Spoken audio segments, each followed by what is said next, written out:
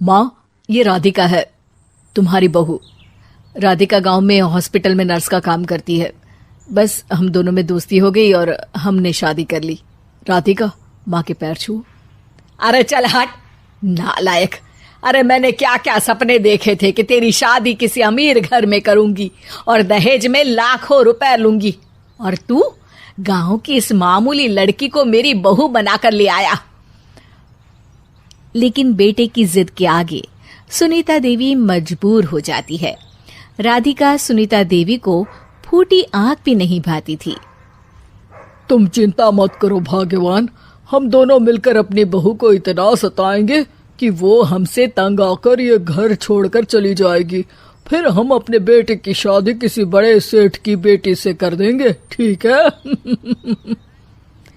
अगले दिन सुनीता देवी अपने बेटे का कमरा साफ कर रही होती है। तभी बहू के सामान में उसे एक बड़ी बड़ी मूंछों वाले आदमी की तस्वीर दिखाई देती है और उसके कंधे पर एक बड़ी सी बंदूक टंगी होती है। तस्वीर के नीचे लिखा होता है डाकू मंगल सिंह। ये किसकी तस्वीर है बहू? ये मेरे पिताजी की तस्वीर है। बस फिर क्या था, ये सुनते ही सुनीता देवी के हाथ पैर कांपने लगते हैं। वो भागती हुई सीधा अपने पति के कमरे में जाती है। अरे गजब हो गया जी, गजब। अरे क्या हो गया भाग्यवान? हमारी बहू एक मशहूर डाकू मंगल सिंह की बेटी है। हे भगवान, अब क्या होगा? क्या कहा? डाकू मंगल सिंह? अरे मर गए रे। सुना है वो तो बड़ा ही खतरनाक डाकू है, मारता ज्यादा है गिनता कम है। लोग पुलिस वाले भी उसके नाम से कांपते हैं। अरे सुना है वो तो हर हफ्ते 2-4 लोगों का ऊपर का टिकट कटवा ही देता है। हे भगवान, अब हम क्या करेंगे? ये हमारे नालायक बेटे ने कैसी मुसीबत हमारे गले बांध दी। हाँ वो तो है, अगर हमने बहू को जरा भी तकलीफ दी तो उसका बाप मंगल सिंह हमें गोली से उड़ा देगा। अब जो मैं कहता हूँ उसे ध्यान से सुनो। तुम बहू से बिल्कुल घर के काम मत करवाना, और ध्यान रहे उसे किसी प्रकार की तकलीफ नहीं होनी चाहिए, समझ गई ना? और ऐसा ही होता है। अगले दिन सुनीता देवी रसोई में खाना बना रही होती है कि तभी, ये क्या माँ जी, मेरे रहते आप खाना बना रही हैं? चलिए हटिए, मैं खाना बना देती हूँ। अरे नहीं नहीं बहू, तू यहाँ क्यों आ गई? जा तू अपने कमरे में जाकर आराम कर, मैं खाना बना लूंगी। सुनीता देवी जिद करके राधिका को भेज देती है।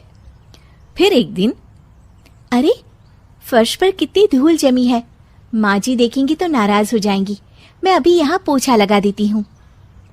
राधिका जैसे ही पोछा लगाने लगती है कि तभी उसके ससुर की नजर उस पर पड़ती है।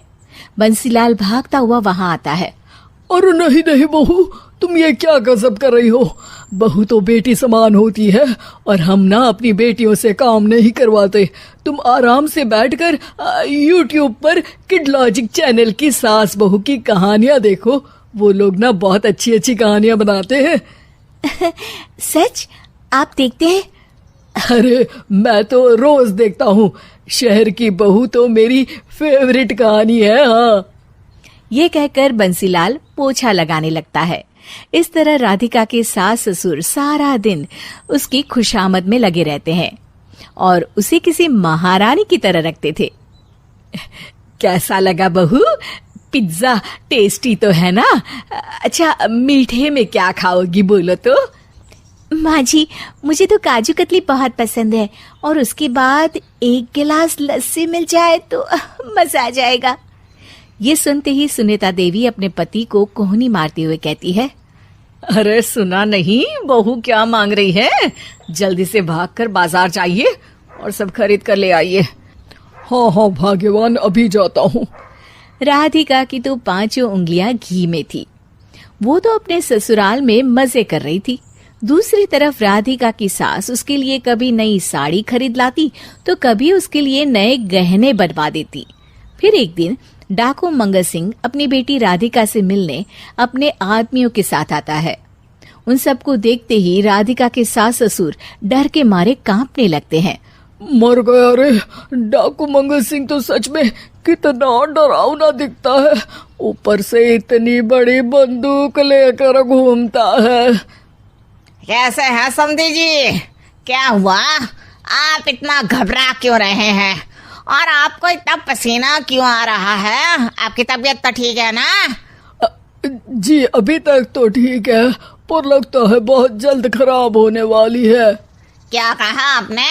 जी कुछ नहीं, बताइए बताइए कैसे आना हुआ।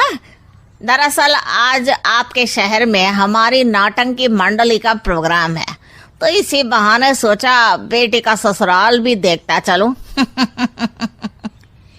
ये सुनते ही राधिका के सास ससुर हैरान हो जाते हैं। क्या कहा? आप नौटंकी में काम करते हैं? हाँ माँ जी, पिताजी डाकू की एक्टिंग बहुत अच्छी करते हैं, उन्हें तो कई अवार्ड भी मिल चुके हैं। और ये बंदूक, ये तो असली लगती है। तभी राधिका के पिताजी अपनी नकली मूंछ निकालते हुए कहते हैं, इस मूंछ की तरह यह बंदूक भी नकली है। ये तो छर्रे वाली बंदूक है, इससे तो मैंने आज तक चिड़िया भी नहीं मारी। और खोदा पहाड़ और निकला चूहा। इसका बाप तो मामूली नौटंकी वाला निकला, और हम इससे डर कर बहू की नौकरों की तरह सेवा कर रहे थे।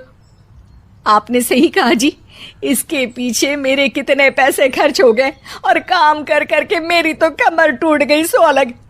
अरे बहू, तूने अपने पिताजी के बारे में हमें पहले क्यों नहीं बताया? राधिका मुस्कुराते हुए कहती है, आपने तो कभी पूछा ही नहीं ना माँ जी।